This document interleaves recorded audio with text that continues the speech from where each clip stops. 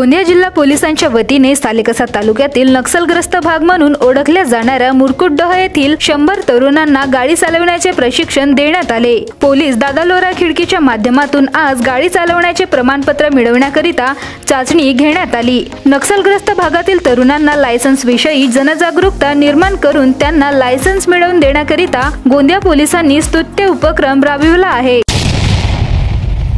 या ठिकाणी आपण गोंदिया जिल्ह्यातील अतिदुर्गम असलेला मुरकुटडोहचा जो भाग आहे, जो 3 राज्याच्या सीमेवर स्थापित आहे, मध्य प्रदेश, महाराष्ट्र आणि छत्तीसगड। तर या मुरकुटडोहसारख्या अतिशय दुर्गम भागातील आदिवासी समाजाची जी मुलं आहेत किंवा त्या भागातील जी मुलं आहेत त्यांना महाराष्ट्र पोलीस दलातर्फे, विशेषतः गोंदिया जिल्हा पोलीस दलातर्फे जी दादा लोरा खिडकी म्हणून जो आपण उपक्रम राबवत आहोत आमच्या वरिष्ठांच्या मार्गदर्शनामध्ये, त्या माध्यमातून शासनाच्या विविध योजना या दुर्गम भागापर्यंत युवक युवतींपर्यंत पोहोचाव्या या व्यापक दृष्टिकोनातून हा एक उपक्रम आहे। या ठिकाणी मुरकुटडोह EOP किंवा गोंदिया पोलीस दलातर्फे त्या भागातील जवळपास 100 मुलांना आपण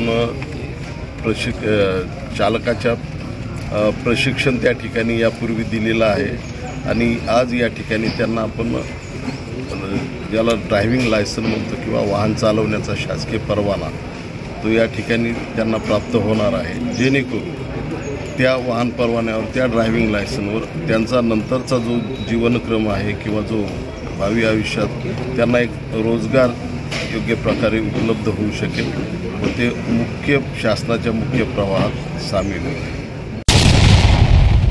आम्ही मुरकुटडोह आपला नक्षल प्रभावित क्षेत्र आहे। आपला गाव MP छत्तीसगडच्या बॉर्डर लागून आहे। म्हणला की बागुल साहेब म्हणला की लायसन बनवायचे आहे, तर आम्हाला खूप त्रास होत होता।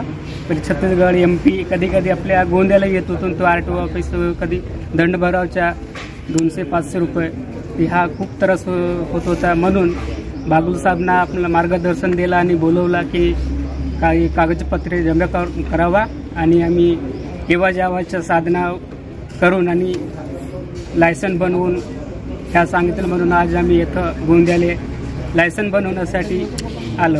लायसन बनवण्यावर खूप फायदा मिळेल सर। आता MP छत्तीसगडवर जाऊन तर आपल्याला फाईन भरावं लागणार नाही आणि तसंच आपल्याला गोंदियाला येऊन तर आपल्याला इकडे RTO ऑफिसला या कोणी पकडतील तर आपल्याला फाईन भरवणं लागणार नाही, हा फायदा मिळेल सर।